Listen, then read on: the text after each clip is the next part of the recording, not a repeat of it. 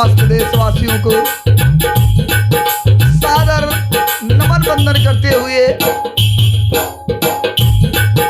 श्री गोस्वामी तुलसीदास जी के द्वारा लिखी हुई श्री रामचरितमानस के अयोध्या कांड से कुछ चौपाइयां आप सभी तक पहुंचा रहा हूं।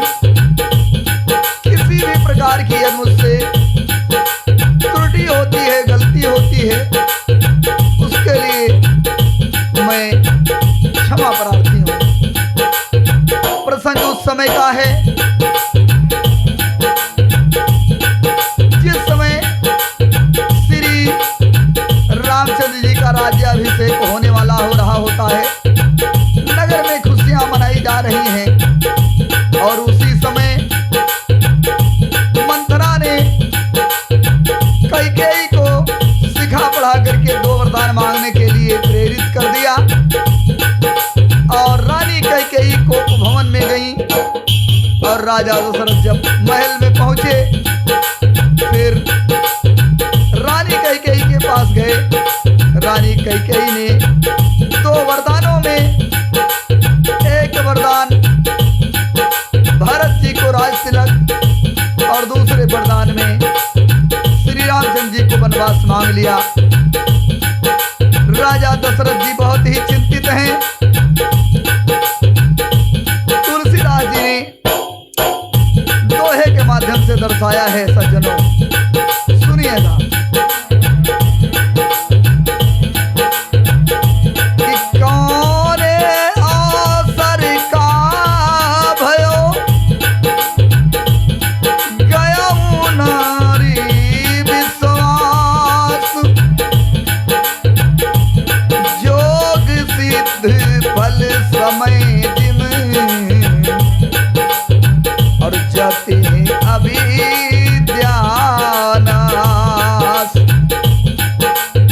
राजा दशरथ जी मन में सोच रहे हैं कि किस अवसर पर क्या हो गया। स्त्री का विश्वास करके मैं वैसे ही मारा गया जैसे योग की सिद्ध रूपी फल मिलने के समय योगी को अविद्या नष्ट कर देती है। तुलसीदास जी ने पुनः लिखा है चौपाई के माध्यम से,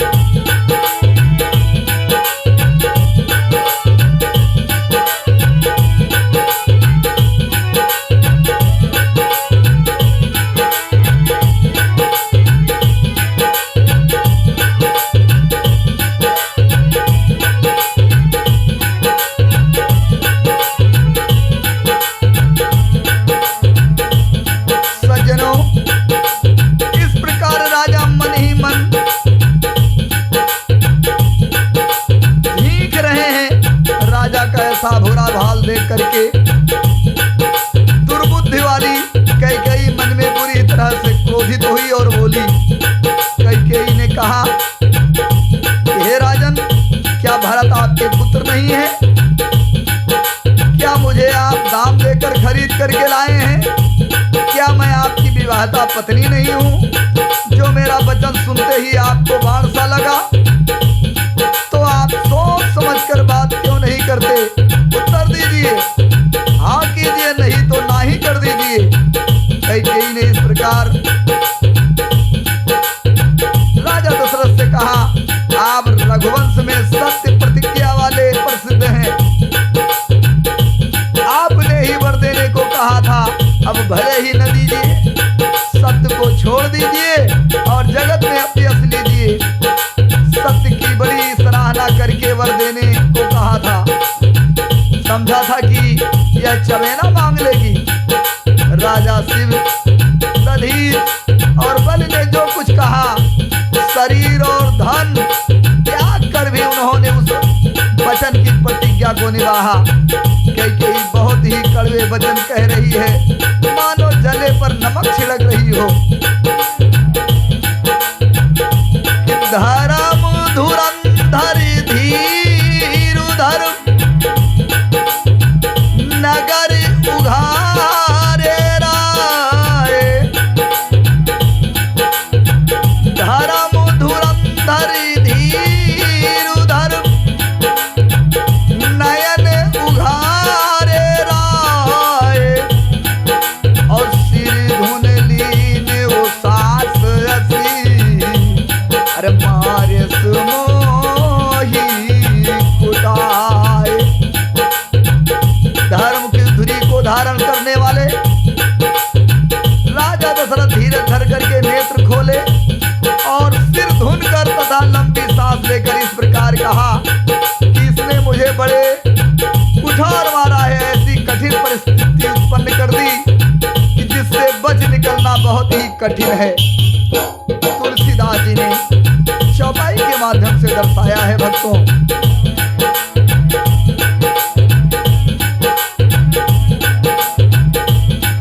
कैकेयी राजा दशरथ को कैसे दिखाई पड़ रही है? आगे दीख जरत रिस भारी, मनहु रोष तरवारी उघारी।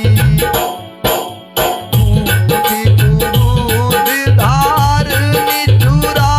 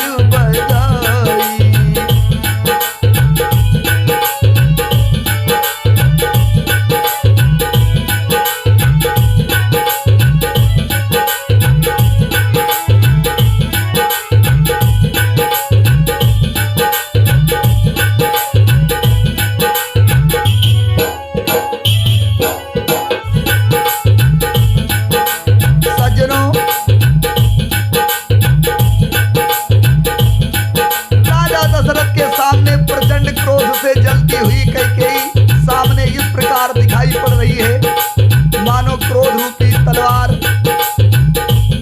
म्यान से बाहर खड़ी हो। कुबुद्धि उस तलवार की मूड है, निष्ठुरता धार है और वह कुबरी मंथरा रूपी शान पर धरकर तेज हुई है। राजा ने देखा कि यह तलवार बड़ी ही भयानक और कठोर है और सोचा क्या सत्य ही आज मेरा जीवन ले लेगी। राजा अपनी छाती कड़ी करके बहुत ही नम्रता के साथ कैकेयी से प्रिय वचन में बोले, हे प्रिय, हे भीर, विश्वास और प्रेम को नष्ट करके ऐसी बुरी तरह से वचन कैसे कर रही हो, ऐसे वचन कैसे कह रही हो। मेरे तो भरत और रामचंद्र जी दो आंखें हैं, अर्थात एक से हैं दोनों भरत और राम को मैं एक ही नजर से देखता हूँ। यह मैं शंकर जी को साक्षी देकर के कह रहा हूँ। मैं अवश्य सवेरे ही दूत भेजूंगा। दोनों भाई भरत और शत्रुघ्न सुनते ही तुरंत आ जाएंगे। अच्छा दिन मुहूर्त शोध कर सब तैयारी करके डंका बजाकर मैं भरत को राज दे दूंगा। कैकेयी से राजा दशरथ ने इस प्रकार कहा। सज्जनों, कि लोभ न राम ही राजु कर, बहुत भरत पर प्रीत। अरे मैं बड़ छोटी विचार दिए और करत रहो निरपुनी। राजा दशरथ ने कैकेयी से कहा कि राम को राज का लोभ नहीं है और भरत उनका बहुत ही, भरत का भगवान श्री रामचंद्र जी बहुत ही दुलार करते हैं, बहुत ही प्रेम करते हैं भरत से। मैं ही, राजा दशरथ जी ने कहा कि मैं ही मन में छोटे बड़े का विचार करके, जैसे राज की नीति होती है कि घर के बड़े लड़के को राज दिया जाए, उसी का मैं पालन कर रहा था। बड़े को राज तिलक देने जा रहा था, अर्थात राम को राज तिलक देने जा रहा था। राज तिलक करवा रहा था राम का राज देने के लिए।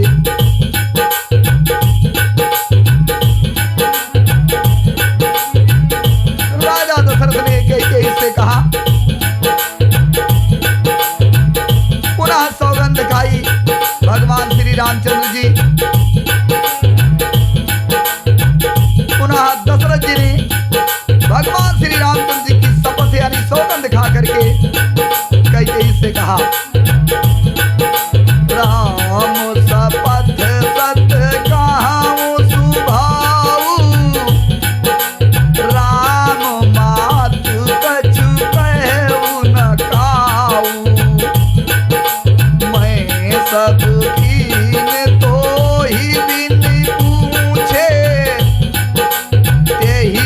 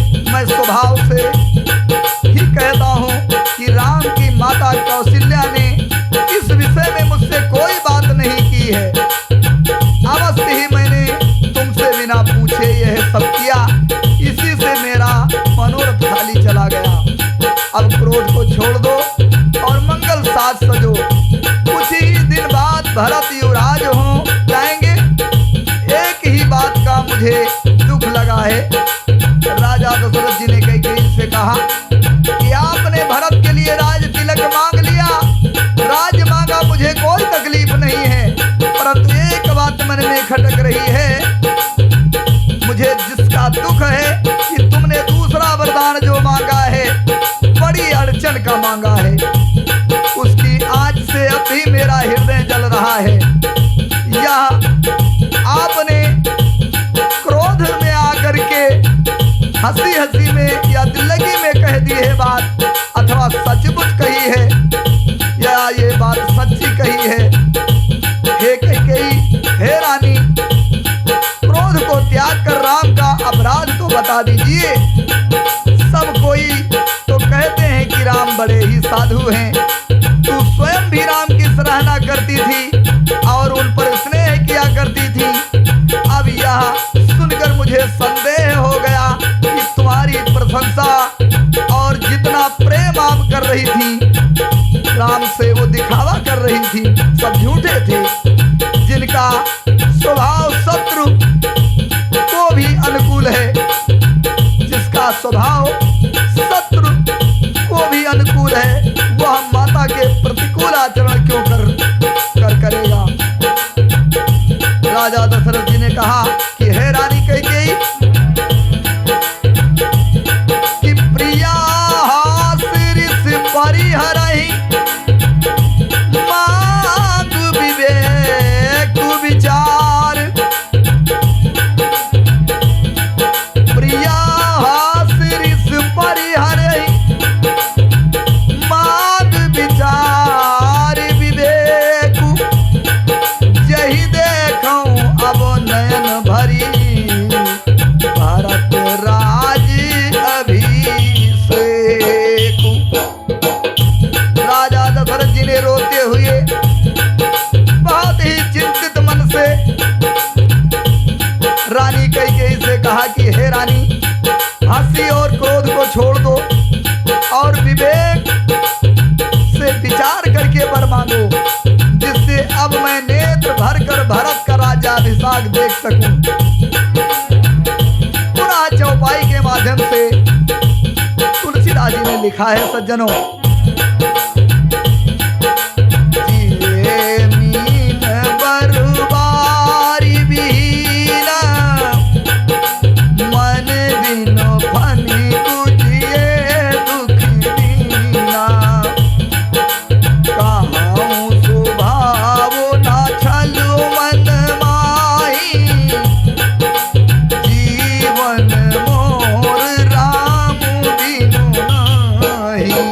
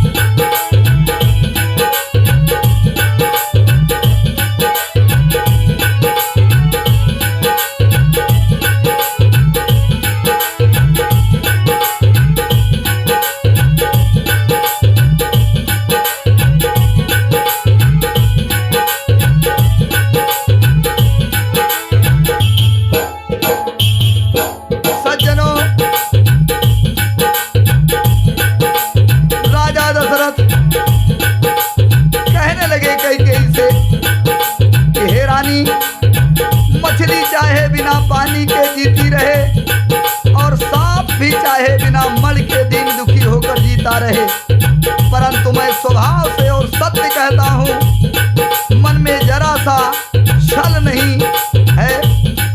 मेरा जीवन केवल राम के अधीन है। हे चतुर प्रिय जी में समझ देख, मेरा जीवन राम के दर्शन के अधीन है। राजा के कोमल वचन सुन करके दुर्बुद्ध वाली कैकेयी अत्यंत जल रही है, मानो अग्नि में घी की आहुतियां पड़ रही हो। कैकेयी कहने लगी, आप करोड़ों उपाय क्यों ना करें, यह आपकी माया, आपकी चालबाजी नहीं चलेगी। या तो मैंने जो मांगा है वो दीजिए, और नहीं तो नाही करके संसार में अपयश लीजिए। मुझे बहुत परपंच और बखेड़े नहीं सुहाते हैं। राम साधु हैं, आप सयाने साधु हैं, और राम की माता भी भली है।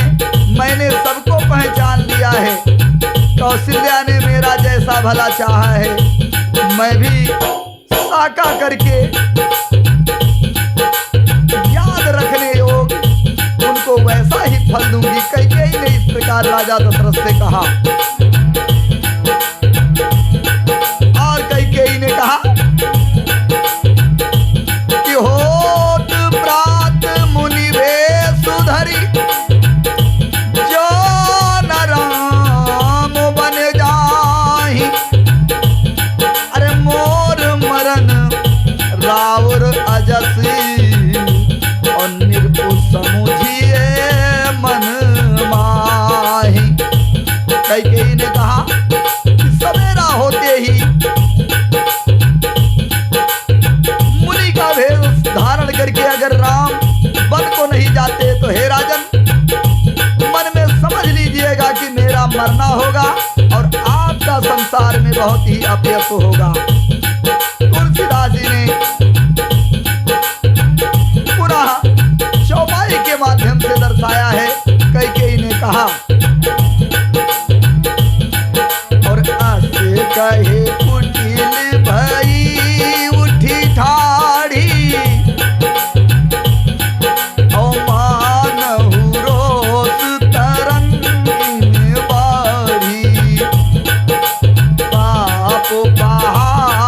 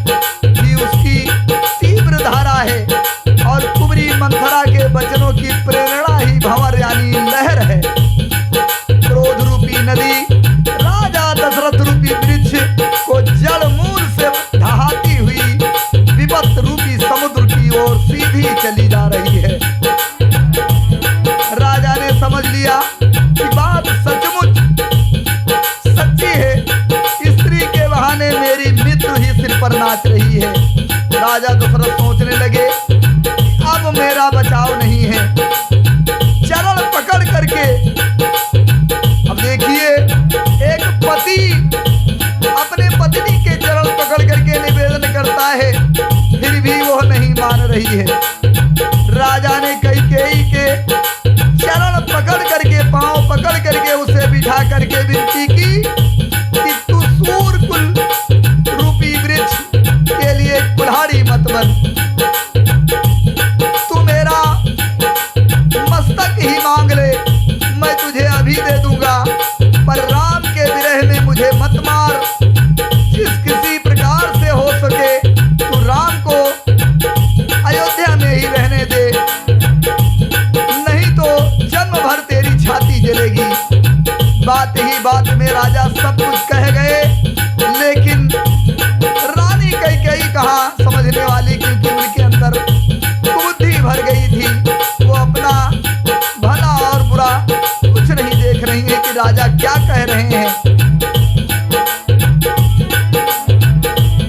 तो देखी व्याधि असाधि नृपु पर्यउ धरन धुनि माथ, अब कहत परम आरत बचन, और राम राम रघुनाथ। राजा ने देखा कि रोग असाध्य है, तब वे अत्यंत आर्तवाणी में हा राम हा राम हा रघुनाथ कहते हुए सिर पीट कर जमीन पर गिर पड़े, लेकिन कैकेयी ने कुछ भी नहीं सुना।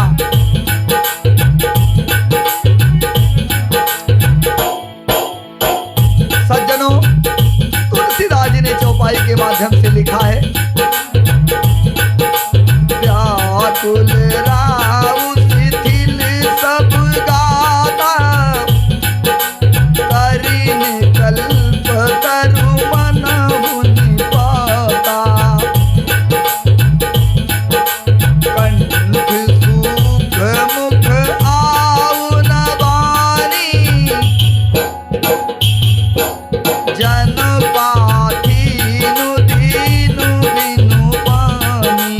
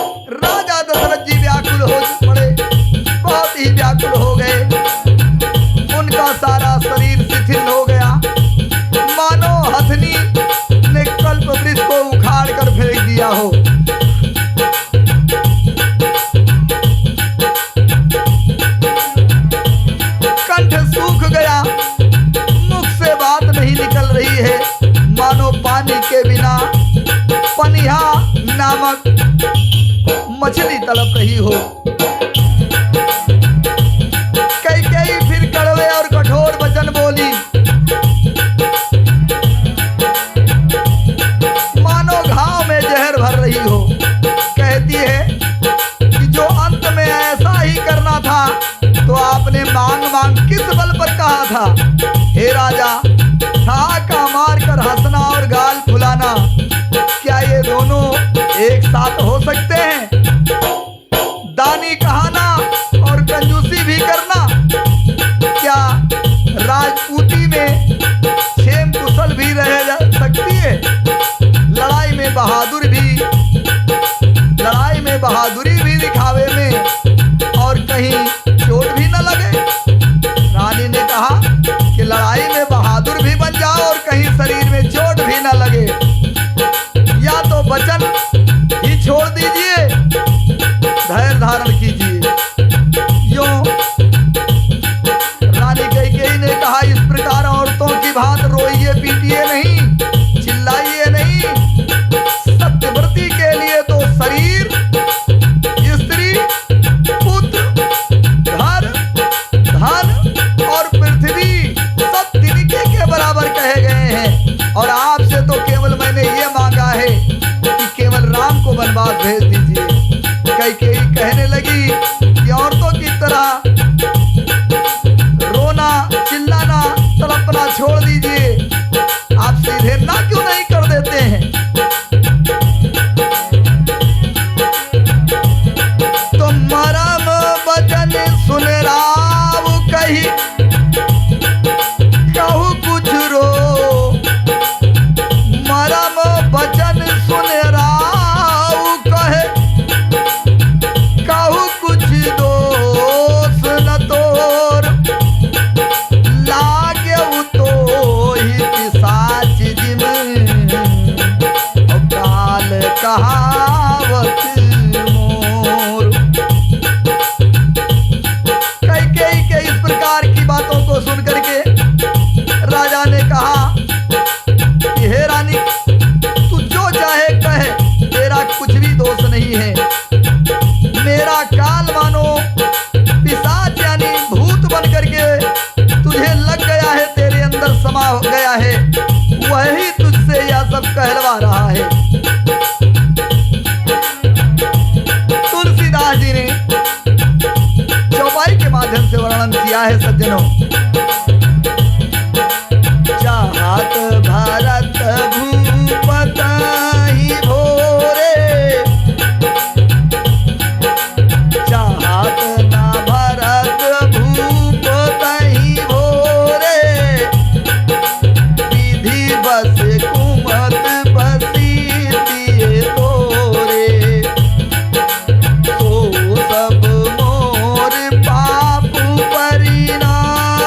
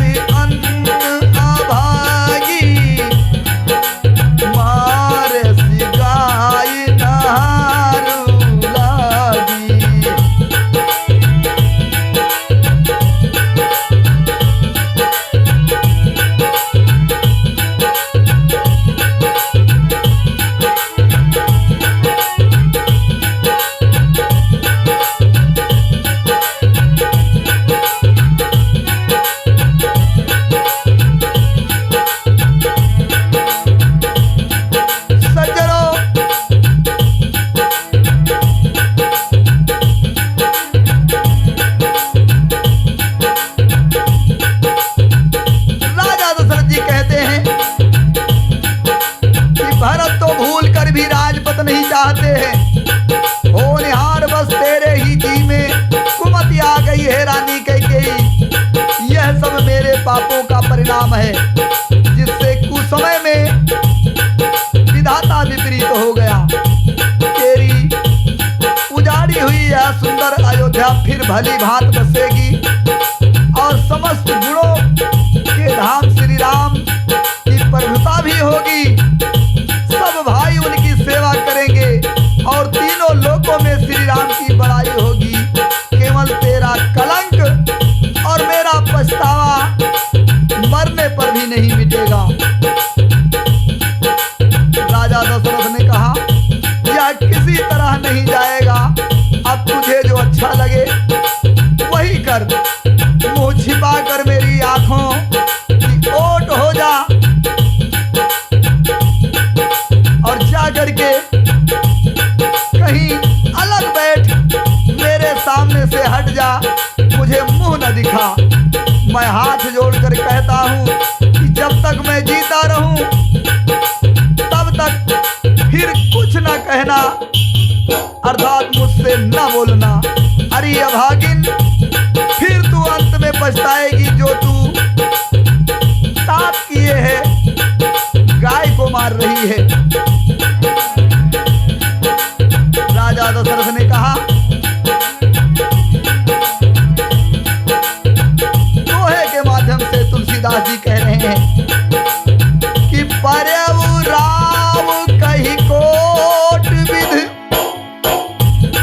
काहे करत निदान।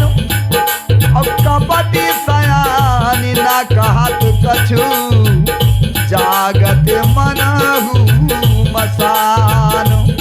राजा करोड़ों प्रकार से समझाकर कहते हैं कि तू क्यों सर्वनाश कर रही है। पृथ्वी पर गिर पड़े राजा दशरथ जी और कपट करने में चतुर कैकेयी कुछ नहीं बोल रही है, मानो मौन होकर के मसान जगा रही हो। शमशान में बैठकर प्रेत मंत्र सिद्ध कर रही हो, इस प्रकार चुपचाप बैठी हुई है। तुलसीदास जी ने चौपाई के माध्यम से लिखा है, राम राम रट विकल भुआलु, जन बिनु पंख विहंग बेहालू। हृदय मनऊ घोर जन होई, राम ही जाय कहाँ जन कोई। उदाऊ कराहु जन रघुकुल गुरु, उदाऊ कराहु जनि रवि रघुकुल गुरु। उदाऊ कराहु जनि रवि रघुकुल गुरु, आवाधि भूलो की सूल होई है पुर। भूप प्रीत कहे के कठिनाई, उभय आवध विधि रची बनाई। बिन पत निरपहि भायउ भिन सारा, बीना बेनु शंख धुनि द्वारा। पढ़हि भाट गुण गावहि गायक, सुनत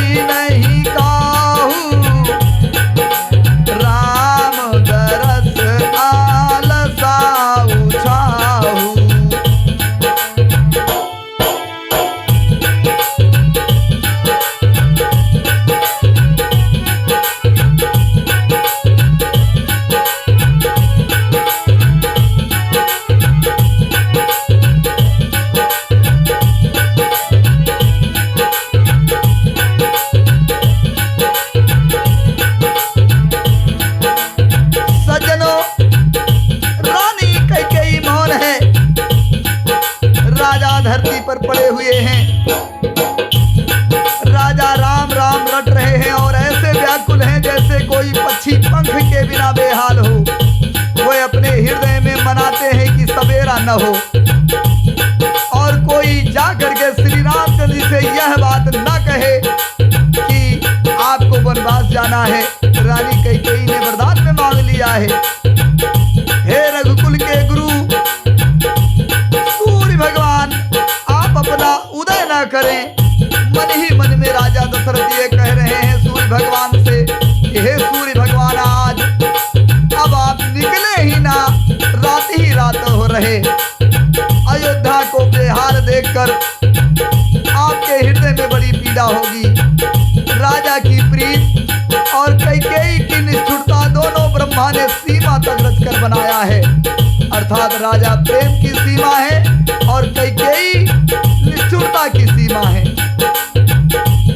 विलाप करते करते राजा को सवेरा हो गया। पूरी रात राजा दशरथ जी रोते रहे और राजद्वार पर वीणा बांसुरी और शंख की ध्वनि होने लगी। भाट लोग गिरदावली पढ़ रहे हैं और गवैये रघुकुल के गुणों का बखान जोर जोर से गान कर रहे हैं। सुनने पर राजा को वे सब बाण के जैसे लगते हैं। राजा को ये सब मंगल साज कैसे नहीं सुहा रहे हैं, जैसे पति के साथ सती होने वाली स्त्री के आभूषण उसे नहीं सुहाते। राम के दर्शन की लालसा और उत्साह के कारण उस रात्र में किसी को भी नींद नहीं आई। तो द्वार भीर सेवक सचिव कहाँ ही उदित रब देख, अरे जाग्यहु अजहु ना अवधपत, कारण कवन विषेख। सज्जनों, राजा राजमहल से नहीं निकले, सवेरा हो गया। राजद्वार पर मंत्रियों और सेवकों की भीड़ लगी है। वे सब सूर्य को उदय हुआ देख करके कहते हैं कि ऐसा कौन सा विशेष कारण हो गया कि आज अवधपति राजा दशरथ जी अभी तक जागे नहीं। तुलसीदास जी ने चौपाई के माध्यम से दर्शाया है। मित्रों, पछिले पहाड़ भूप नीति जागा, आज हमें बड़ अचरज लागा। जाहो सुमंत्र जगावहु जाई, कीजिए काज रजाय सुपाई। गए सुमंत्र तब राउर माही, देख भयावन जाति डेराही।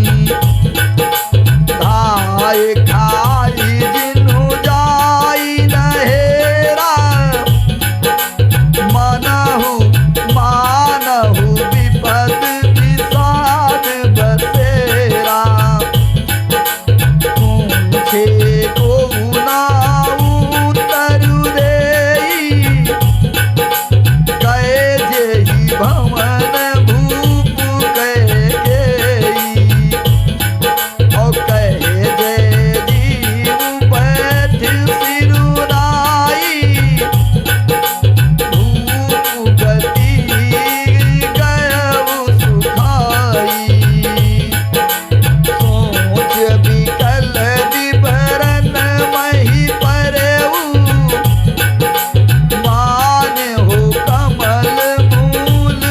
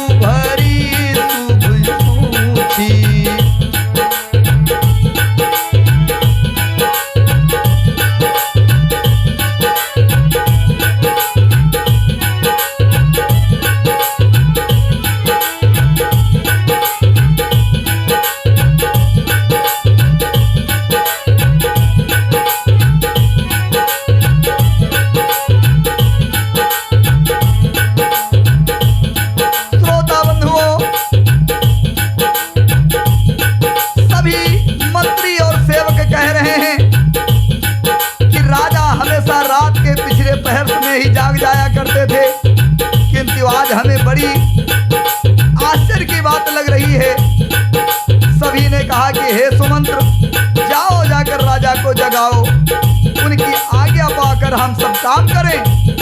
तब सुमंत्र राजमहल में गए, पर महल को भयानक देख करके वे जाते हुए डर रहे हैं। ऐसा लगता है कि मानो दौड़कर काट खाएगा। उसकी ओर देखा भी नहीं जाता, मानो विपद और विषाद ने वहां डेरा डाल रखा हो। पूछने पर भी कोई जवाब नहीं देता। वे उस महल में गए जहां राजा और कैकेयी थे। सुमंत्र जी उस भवन में पहुंचे जहां राजा दशरथ जी और कैकेयी थे।